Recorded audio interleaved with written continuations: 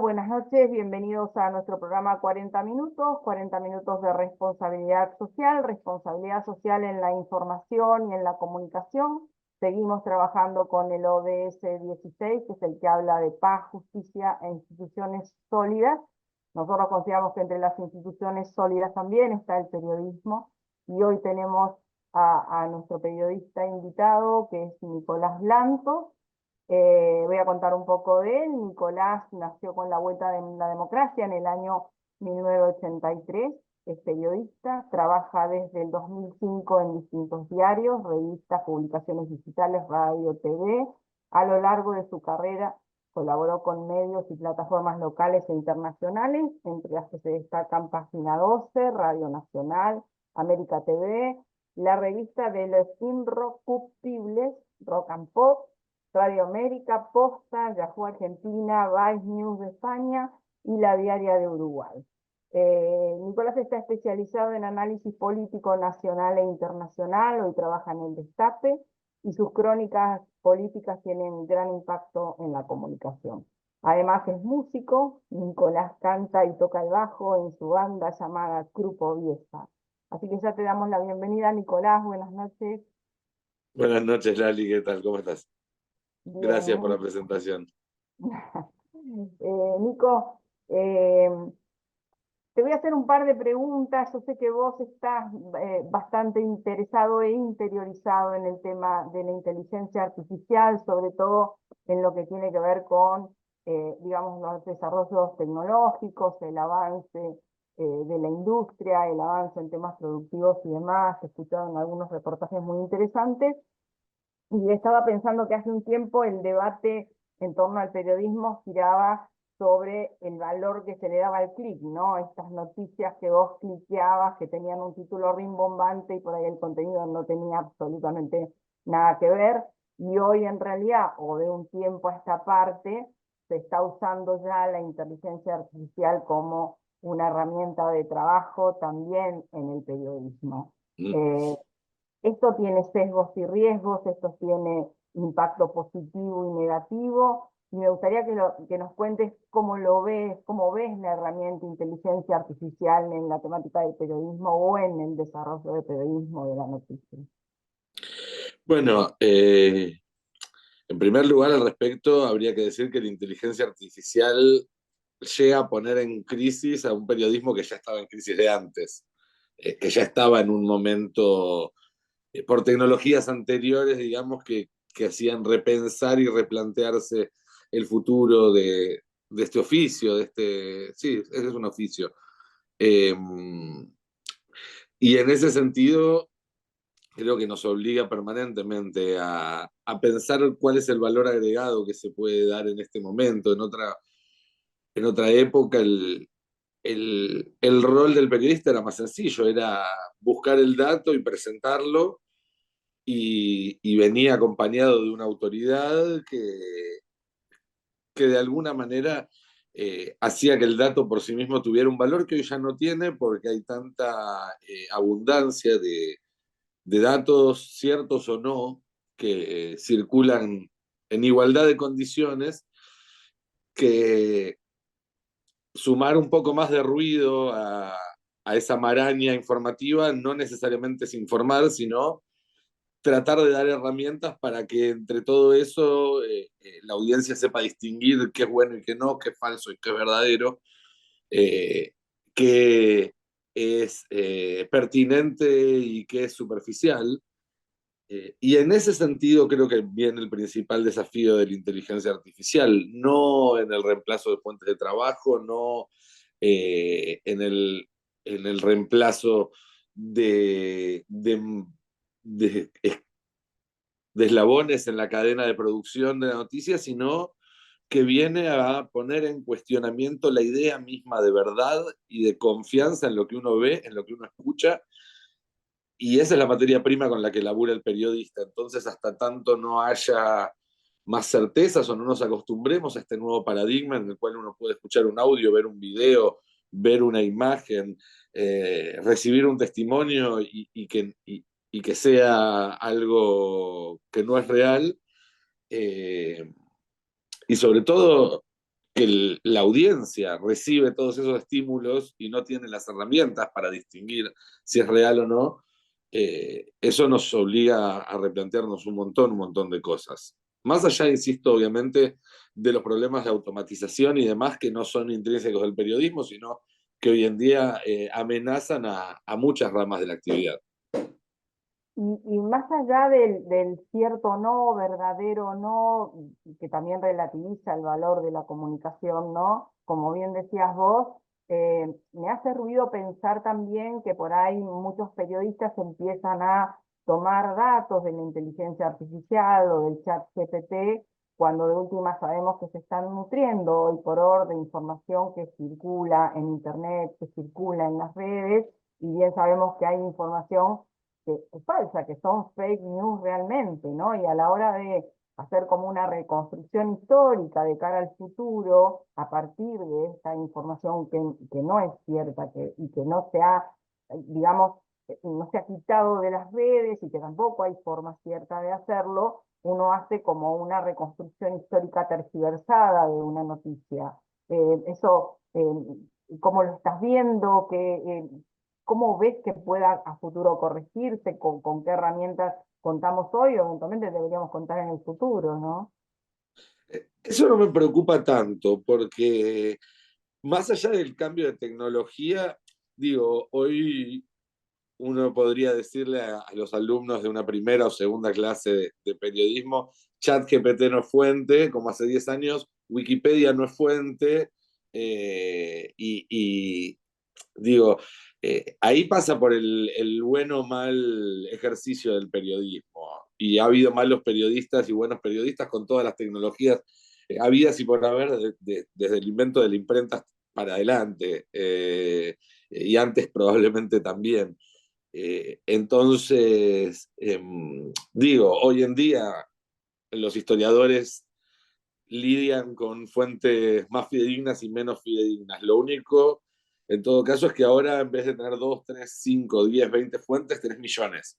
Se multiplicó y eso sí dificultará la tarea de historiadores en el futuro. Después, creo que si un periodista va y consulta algo con ChatGPT y no lo chequea y lo reproduce, el problema ahí es del periodista y no de la tecnología. Estamos hablando de un mal ejercicio, de una mala praxis del periodismo. Ujú. Bueno, mala praxis vemos siempre. Bueno, vos sos un periodista con posición política que se expresa a través de un medio plural, pero sabemos que hay medios de comunicación que son medios concentrados, que son empresas de medios que tienen hoy por hoy operadores con pantalla, ¿no? Y entonces Ujú. la verdad, la ética se va mostrando en el periodismo, un poco dónde estamos con eso y además hasta dónde podemos confiar en el público como sensor, como termómetro, digamos, a la hora de criticar lo que está escuchando, lo que está viendo, de evaluarlo. Si vos crees que hoy efectivamente se cuenta con esas herramientas, ¿para dónde debería ir la responsabilidad social o la ética del periodismo a la hora de comunicar, sobre todo en estos medios que digo yo, que están absolutamente concentrados, que sabemos que son empresas con periodistas, no periodistas en una medio? Es una buena pregunta. Es una buena pregunta eh, porque hace hincapié en realidad en la ética empresaria en general, ¿no? Hoy en día las grandes empresas periodísticas sabemos que en realidad son tentáculos de corporaciones que tienen otros negocios de fondo y que financian el periodístico muchas veces, ya sea petróleo, comunicaciones o lo que fuere. Como el lobby atrás de la noticia. Claro, entonces obviamente ahí cumplen otro rol. Entonces nos preguntamos en todo caso no tanto por la ética periodística, sino por la ética empresarial de esas empresas y la historia nos ha enseñado en la Argentina a no esperar mucho al respecto. Por lo menos en este momento, ojalá futuras generaciones puedan tener un vínculo distinto, futuras generaciones de empresarios con el país. Eh, y creo que en todo caso, antes de hablar de ética empresarial, antes de hablar de ética periodística, creo que lo que hay que empezar a pedirles a toda la clase dirigente, que incluye a los medios y a las empresas, es un poco de patriotismo, un poco de pensar en el país como un proyecto común y de entender que en el largo plazo van a ganar más y ser más grandes en el marco de un país que crece que en el marco de un país que se achica.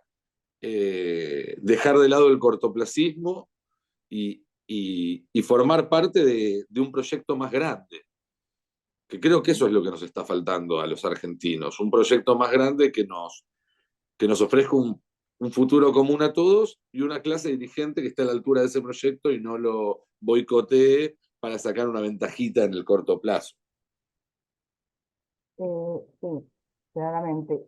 Nosotros, a ver, en algún momento se pensó sobre la importancia del contenido de la información, ¿no? Digamos, durante mucho tiempo y ya se está olvidando como muchas cosas.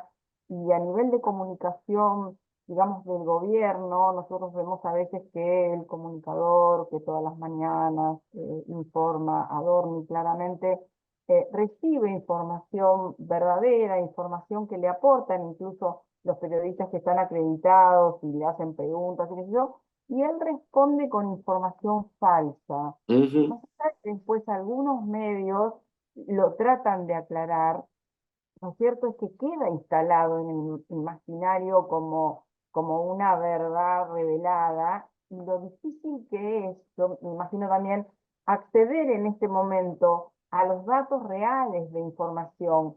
¿Qué nos podés contar de eso en tu laburo del día a día, ¿no? Yo veo que muchos consultamos siempre el boletín oficial, los periodistas también lo hacen, pero cuando va un periodista y dice, en relación a este tema que salió quizás publicado hasta en el boletín oficial, tergiversa la información de alguna forma, y me parece que el trabajo de construcción de la realidad, porque esta información justo está publicada, debe ser complicado. ¿Cómo la llevas con eso? Ahí hay que entender que el trabajo de los voceros, tanto el vocero con cargo Adorni como los que tienen patente de Operador de pantalla. periodista, eh, es instaurar un relato. Y es instaurar un relato que no tiene necesariamente vínculo con la realidad. Obviamente que siempre buscan hacerlo verosímil y por eso buscan conexiones con la realidad, pero no necesariamente tienen un respeto por lo que realmente sucedió. Esto está claro, está claro porque además muchas veces el relato puede cambiar de un día para otro y contradecirse y no se ponen colorados. Un día te dicen que no hay comida, otro día dicen, bueno, sí hay, pero es para emergencias, otro día dicen, no, es cierto, no es para emergencias, pero nos está por vencer, y van cambiando el relato. Pero uno tiene en claro que del lado de enfrente hay una construcción muy profesional de un relato. Entonces uno necesita, por un lado, buscar la verdad fidedigna y las fuentes testimoniales, documentales que den cuenta de eso, porque son las buenas prácticas del oficio, porque uno sigue siendo periodista, periodista opositor, pero periodista, no hace las mismas cosas que hacen ellos. Pero a su vez tiene que saber que si no articula esa verdad en un relato que sea igualmente atractivo e igualmente poderoso que el que ofrecen ellos, la pelea de la opinión pública la vas a perder porque la gente consume esos relatos. Y entonces es cuestión de sacar a la luz la verdad, si se quiere, pero también de hacerlo de una forma que le llegue a la gente. Sí, Si hasta no te docente, contentás ¿no? con tener razón y con ser el campeón moral, digamos, y después en las elecciones nos va como nos va. Claro. Hay una necesidad de construcción de una narración sobre este gobierno que permita empezar a ponerlo en crisis con la sociedad, como no lo hace la narración que se hizo durante la campaña, evidentemente, porque por algo se perdió, Ujú. y como no lo hace, por supuesto, la narración propia del gobierno. Hay que encontrar una narración desde la oposición pero que sea más efectiva que la que se utilizó hasta ahora, porque evidentemente la que se utilizó hasta ahora no termina de penetrar en un sector de la sociedad. Ujú. Y estamos viendo como un fenómeno a nivel comunicacional extraño. Antes la agresión o el destrato o el maltrato era propia de plataformas como X, por ejemplo, que habitualmente usa también el presidente, pero hoy ya es el activo agrediendo desde las redes, o sea, como traspasando un límite, incluso ya en los discursos presenciales, incluso ya en las entrevistas. ¿Y vos cómo crees que impacta esto a nivel social? Porque la verdad que hay un nivel de agresión tan fuerte eh, que yo noto como una pasividad, yo noto como quizás hasta un consentimiento, si se quiere.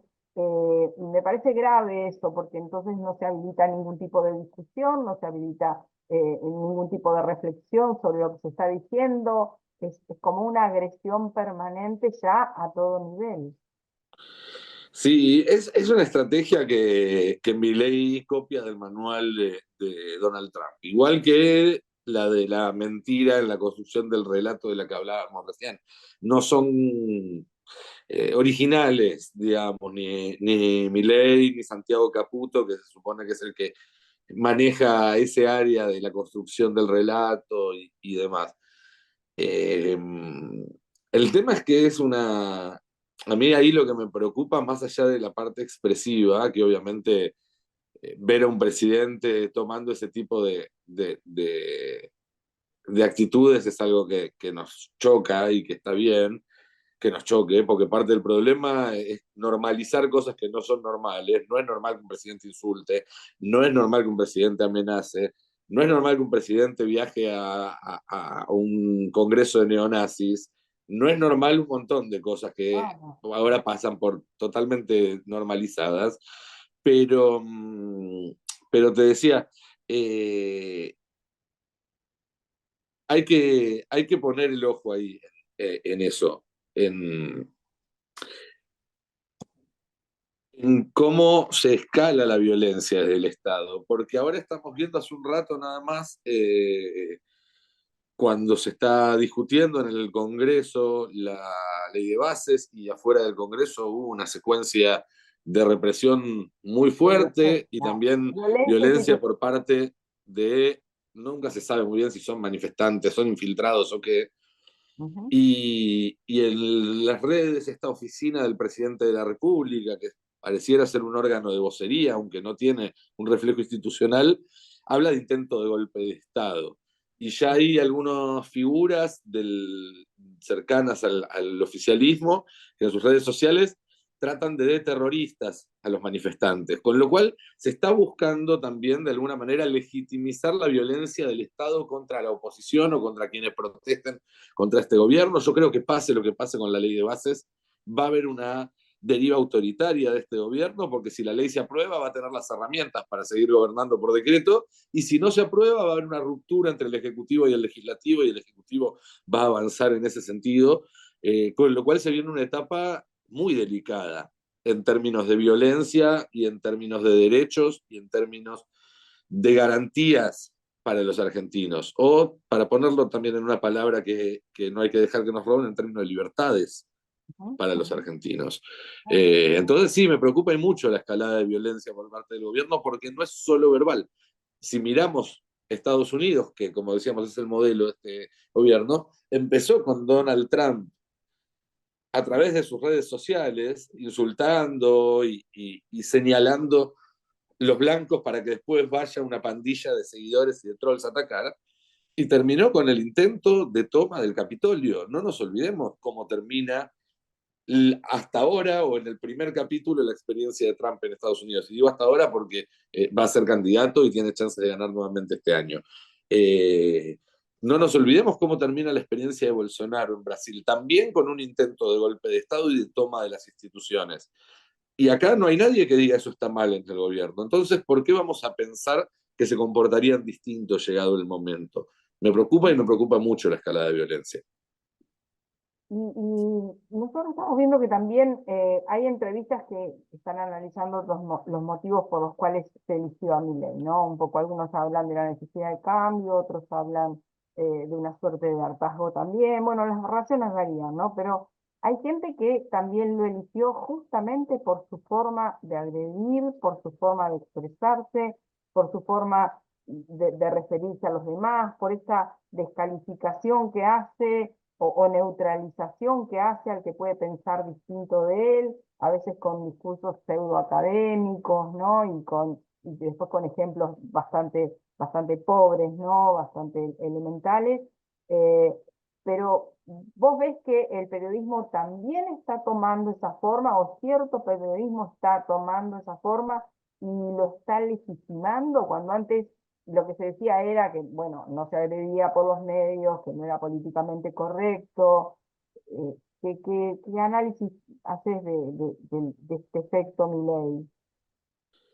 Creo que el deterioro es generalizado y que mi ley no es la causa, sino que es uno de los síntomas en todo caso. Un síntoma importante y un síntoma que dispara otros síntomas, pero, pero mi ley llega como consecuencia eh, de varios fenómenos, algunos locales, otros globales, porque está un poco ese debate de mi ley es todo culpa de que, para simplificar, que el kirchnerismo hizo todo mal, como se Ujú, plantea desde algunos ámbitos, ujú, a no, acá no se podría haber hecho nada para evitarlo, esto es algo que está pasando en todo el mundo y nosotros nos lavamos las manos y no tenemos ninguna responsabilidad. La realidad me parece que está en el medio. Me parece que hay un fenómeno global que tiene que ver con la insatisfacción con la democracia, que tiene que ver con que ya el bienestar que daba la democracia a un sector de la población ya no lo puede garantizar por un montón de factores, porque el Estado es más pobre, porque hay una concentración de riqueza inédita en la historia reciente y métodos para la evasión de grandes volúmenes de dinero que tampoco existían antes. Pero lo cierto es que hay una insatisfacción global con la democracia y eso se ve reflejado en Estados Unidos, en Brasil, en Argentina, en la Unión Europea. Podemos decirle occidental, si querés, más que ujú, global, occidental. ujú, También es cierto que la forma que toma la reacción a eso en cada uno de los países responde a características locales. En Estados Unidos tenés a Trump, que habla en contra de los inmigrantes y propone poner un muro.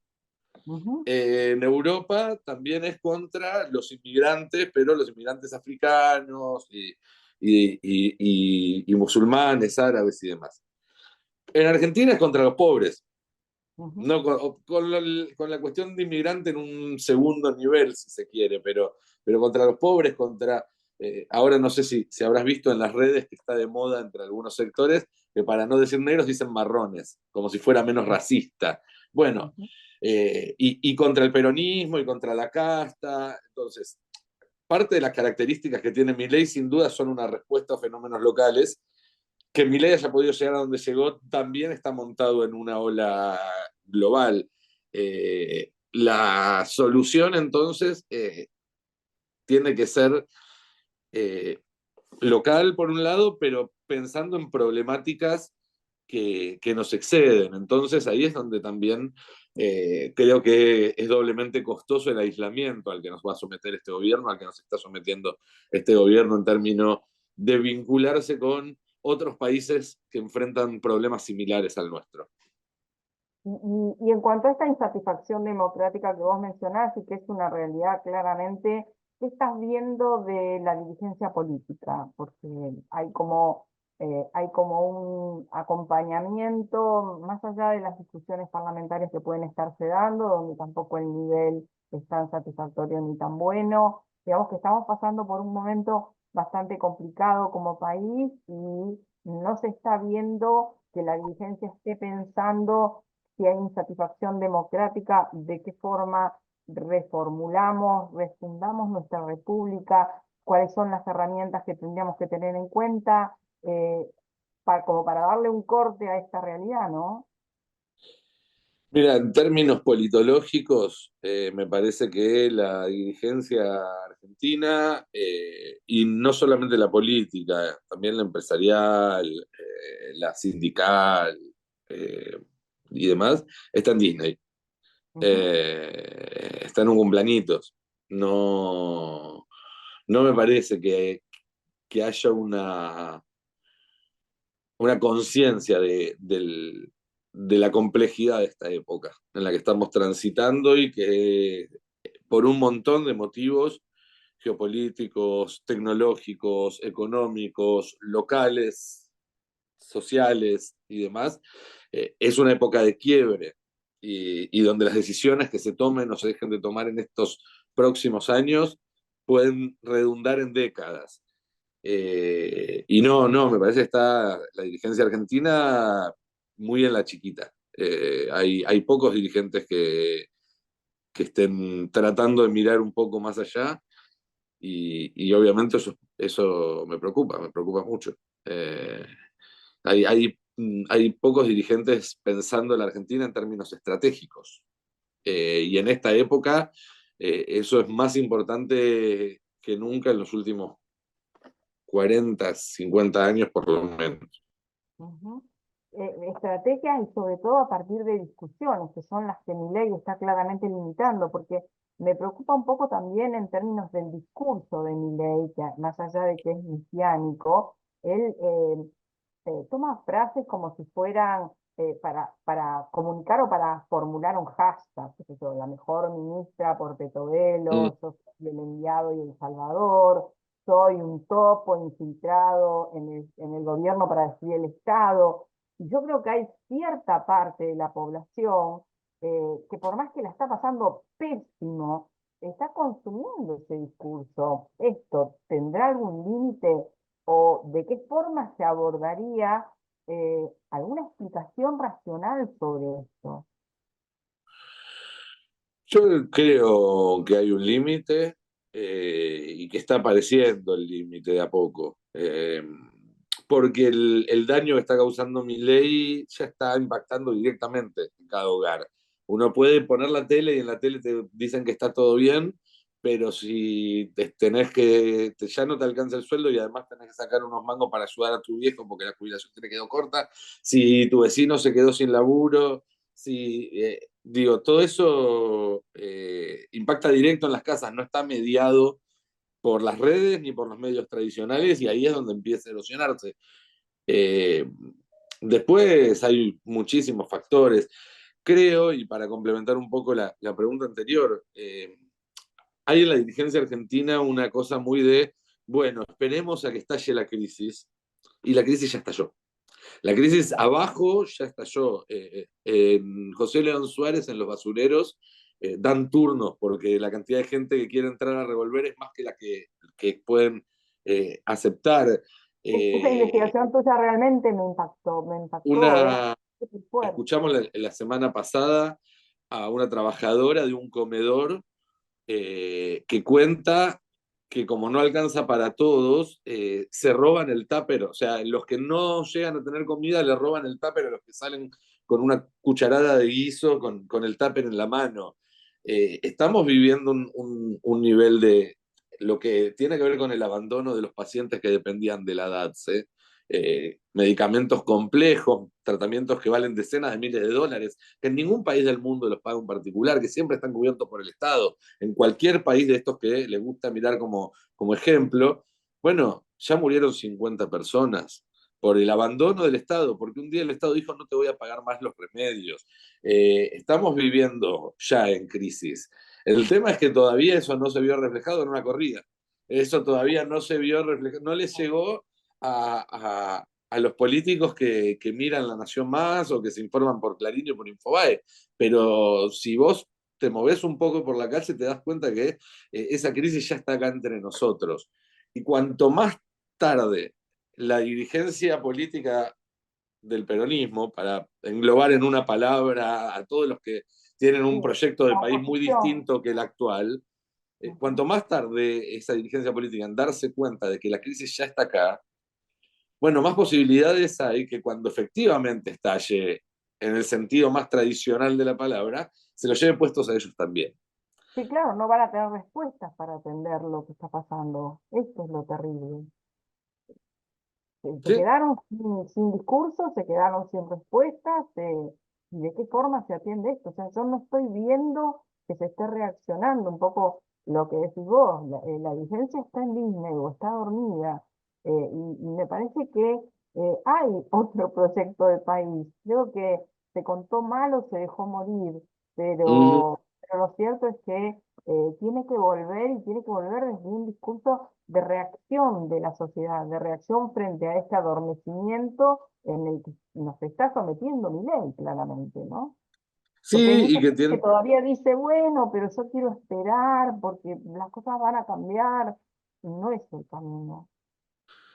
No, no, por supuesto que no, por supuesto que no. Y creo que es necesario también entender que, que la sociedad también está pidiendo una proyección hacia adelante. Sí, No volver a total, explicarle que las cosas lo estaban que muy fue. bien en 2015 o en 2011 o en 2003. No, no, no se puede seguir siendo nostálgico. Se tiene que ser proactivo, se tiene que ser seductor, el peronismo tiene que volver a pensarse en función de un otro que lo mira y que lo evalúa críticamente, y no solamente en función de sí mismo y de su ombligo y de su diligencia y de a quién le tengo que caer bien o mal para conseguir tal o cual lugar.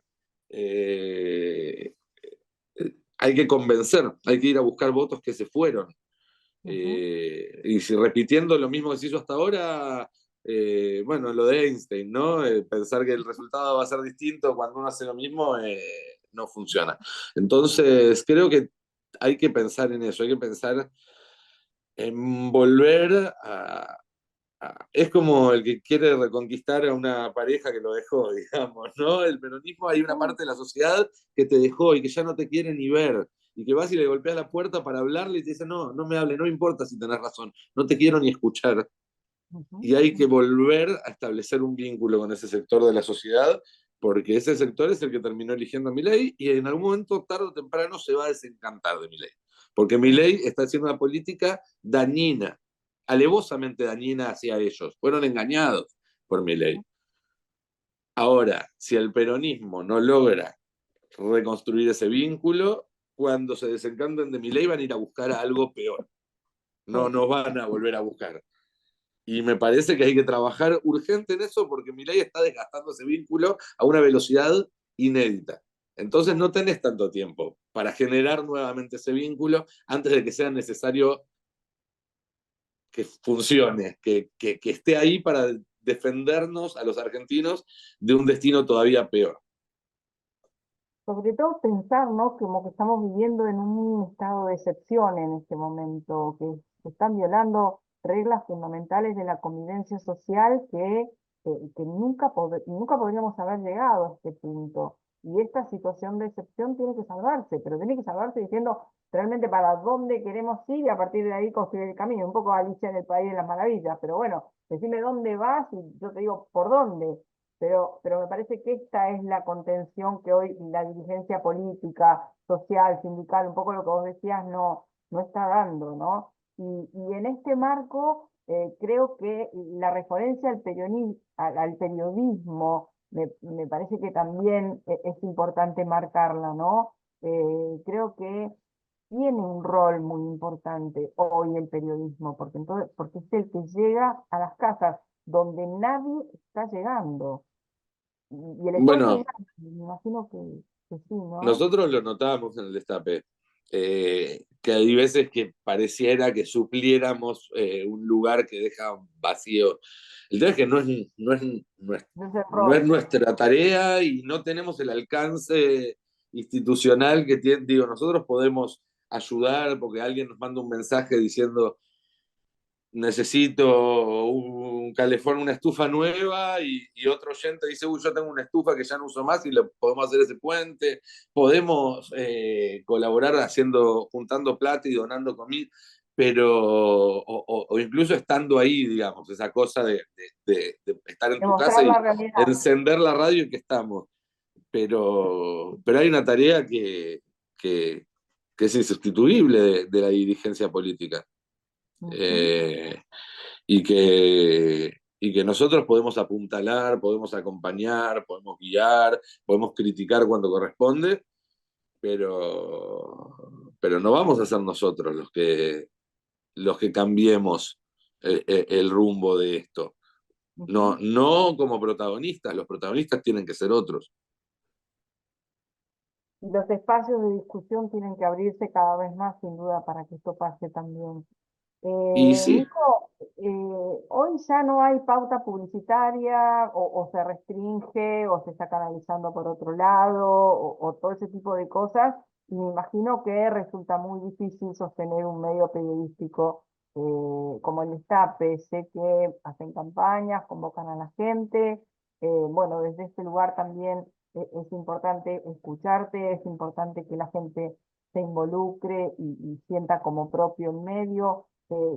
¿Qué nos puedes contar del día a día, de las dificultades del día a día que pueden llegar a tener si esto se profundiza claramente?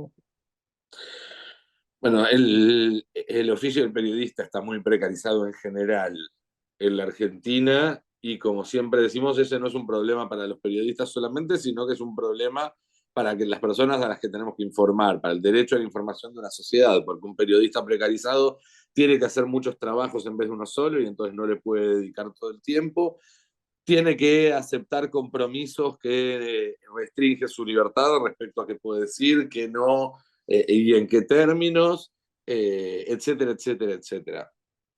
Dentro de ese escenario, el Destape también debo reconocer que es un oasis, es un lugar donde se trabaja mejor que en otros lugares donde he trabajado, donde la libertad es absoluta, donde cobramos todos los meses puntualmente. Obviamente los salarios podrían ser mejores, pero también es cierto que comparados con otros colegas, estamos quizás en una posición privilegiada, si se quiere. Dicho esto, la precariedad es completa porque no deja de ser el Destape una pyme con 300 laburantes y con los ingresos muy recortados por una decisión política, con lo cual, más allá del enorme esfuerzo que se está haciendo, que está haciendo Roberto Navarro y todo el equipo del Destape para sostenerlo y no solo sostenerlo, seguir creciendo, eh, nada, obviamente que preocupa el hecho de que, no, de que desde el gobierno hasta incluso se denuncia a periodistas, digamos, no hay ningún interés en mantener ningún tipo de pluralidad en la información, por el contrario. Y la comunicación es un derecho humano básico. Nosotros insistimos mucho con eso y con la responsabilidad de hacerlo. Nico, te agradezco que hayas estado hoy en nuestro programa y te mando un abrazo enorme. Un abrazo para vos y por último decir eso, la comunicación es un derecho humano básico, pero además el derecho a la información tiene como sujeto principal a la sociedad que tiene derecho a estar informada. Nosotros somos solamente una herramienta en ese sentido. El principal beneficiario del derecho a la información no es el periodista. Y cuando el derecho a la información y la libertad de prensa y la libertad de expresión se cortan de una forma u otra, no se perjudica solamente a los que dejan de expresarse, sino también a los que dejan de escuchar, sobre todo a los que dejan de escuchar. Así que me parece más que acertada esa aclaración final o ese comentario final que hacías, Lali. Muchas gracias por la invitación, saludos a todos por allí y siempre a disposición. Un placer cuando quieran. Enormes gracias, Nico. Chaucito. Este año fórmate en responsabilidad social. Hoy el conocimiento solo no alcanza. En EduForce te ayudamos a comprender la realidad y te damos las herramientas para llevar la responsabilidad social al interior de tu organización. Desde un proyecto hasta una estrategia integral, te enseñamos a diseñarlos, ejecutarlos, a medir y comunicar los resultados. En nuestra plataforma digital puedes encontrar textos, vídeos y participar de clases en tiempo real con el profesor y otros alumnos. Lo haces a tu ritmo, desde la comodidad de tu casa. Llevamos más de 16 años formando nuevas generaciones de líderes comprometidos con el desarrollo sostenible, y ahora también en perspectiva de género. Ingresá en eduforce.com.